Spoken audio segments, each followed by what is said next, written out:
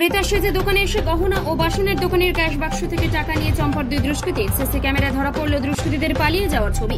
স্থানীয় সূত্রে জানা গেছে, গতকাল দুই যুবক ক্রেতার সেজে পাত্রসাহেব থানার পান্ডুয়া বাজারের একটি দোকানে গহনা ও বাসনের দোকানে যায়। দোকানদারকে একটি পিতলের বালতি প্যাক করতে দিতে বলে। দোকানদার বালতিটি যখন প্যাকিং করছিলেন তখন তার অসতর্কতার সুযোগ নিয়ে এক যুবক দোকানের ক্যাশ বাক্স থেকে মোটা অঙ্কের টাকা হাতিয়ে নেয়। এরপর বাইক নিয়ে এক যুবক দোকান থেকে চলে যাওয়ার চেষ্টা করলে দোকানদার ওই যুবককে বালতিটি নিয়ে যাওয়ার জন্য হাঁক ডাক শুরু করেন। আর এতে এই দুষ্কৃতীরা ভাবতে শুরু করে দোকানদার চুরির ঘটনা টের পেয়ে গেছে।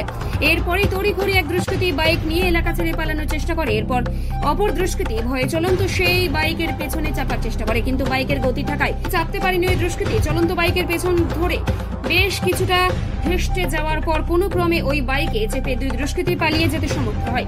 স্থানীয় একটি দোকানের সিসি ক্যামেরায় সেই ছবি ধরা পড়ে। পরে পুলিশ খবর পেয়ে ঘটনার তদন্ত শুরু করে। সিসি ক্যামেরার ছবি খতিয়ে দেখে দুষ্কৃতীদের চিহ্নিত করার কাজ শুরু করেছে পুলিশ।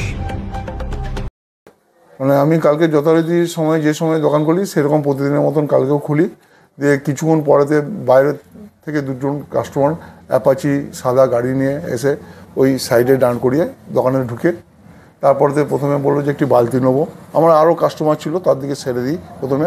তারপরেতে ওর দিকে ধরি, দিয়ে বালতি নেবো বলে বালতি দেখায়। তারপরে বললো একটা গোঁদল নেবো, গোঁদল নিল। দিয়ে একটা 500 টাকার নোট খুচরো নিল। আমার ড্রয়ারে কালকে আমি আজ 15 দিন দক্ষিণ ভারত বেড়াতে গিয়েছিলাম, দিয়ে কালকেই প্রথম দোকান খুলি। দিয়ে তারপরেতে ড্রয়ারের মধ্যে কালকে অনেক কিছু টাকা একটু আমদানি বেশি হয়েছিল, কারণ ওর লোকের অর্ডারপত্র ছিল তো সেগুলো যার জন্য। দিয়ে ড্রয়ারটা প্রায় ভর্তি ছিল। হ্যাঁ, দিয়ে বালতি নেবো নেবো, বালতিটা রেডি করলাম। করার পরেতে বললো গামলা নেবো। তারপরেতেই ড্রয়ারটা ট্রেনে যখন করে তাদের গোঁদলটা নেবো না বললো, ফেরত দিল। আমি 50 টাকা ফেরত ব্যাক করে দিলাম। গন্ধটা ভালো রকমের, ড্রয়ারটা ভালো রকমের বন্ধ হয় না, একটু খোলা ছিল। আর এইখানটায় উনি বসেছিলেন। আর আমি ওই ধারে একটা জিনিস ওজন করতে গেছি, তখন টাকাটা তুলে নিয়েছে, আমি কিন্তু দেখি নাই। তারপরেতে যখন ওরা ফোন করার ভান করে বেরিয়ে চলে যাচ্ছে, তখন আমি তার দিকে ডাকছি যে আমার বালতিটা রেডি করালে, অথচ নিচ্ছ না। ফুল পিক আপে বেরিয়ে যাচ্ছে, একজন চাপতে পারছে না, পড়ে গেছে। সে তাকে সে বাইকেতে ঝুলতে ঝুলতে যাচ্ছে কিছুটা, যে আবার পড়ে গেল, দিয়ে কোনো রকম উঠলো। তারপরে আমার চিন্তা হলো যে এইভাবে গেল কেন, জিনিসটা নেবে নাই বলে এইভাবে চলে যেতে হবে। তার মিনিট 5 পর দিয়ে এসে দেখছি আমার ড্রয়ারের টাকাটা নেই, যে 75,000 টাকা যে ছিল ওপরেতে সেটা নাই। ও সব টাকাটা নেয় নাই, খালি ড্রয়ারে প্রায় 1,80,000 টাকা মতন ছিল। 75,000 টাকা। আমার সোনারূপ কাঁসা পিতলের দোকান। এইভাবে দিনে দুপুরে এইভাবে ডাকাতি হয়ে গেল।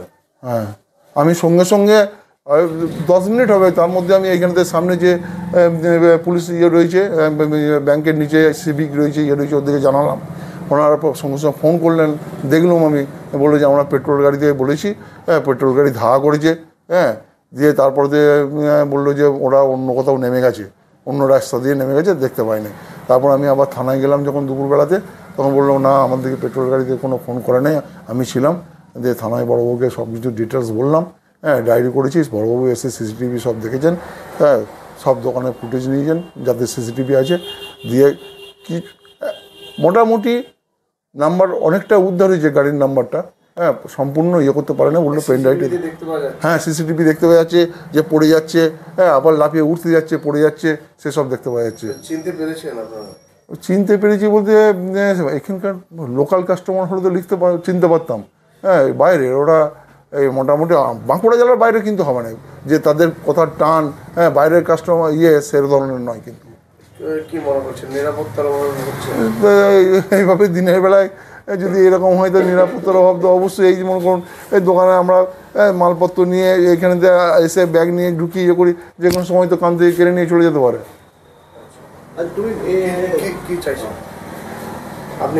আমি চাইছি যদি এইখানে যেমন সব জায়গাতে ভালো রকম রাস্তাতে সরকারিভাবে সিসিটিভি আছে, আছে, সেইভাবে যদি সিসিটিভি লাগানো থাকে তাহলে অনেক ভালো হয়।